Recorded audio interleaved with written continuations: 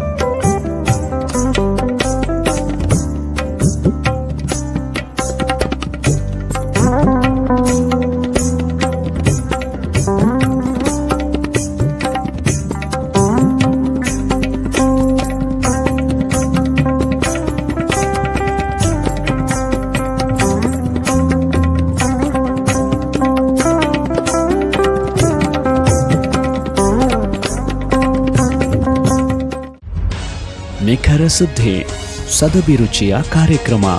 ನೀವು ನೋಡ್ತಾ ಇದ್ದೀರಾ ಕಹಳೆ ನ್ಯೂಸ್, ಸಮಾಜದ ಜಾಗೃತಿಗಾಗಿ ವಸ್ತುನಿಷ್ಠ ವರದಿ.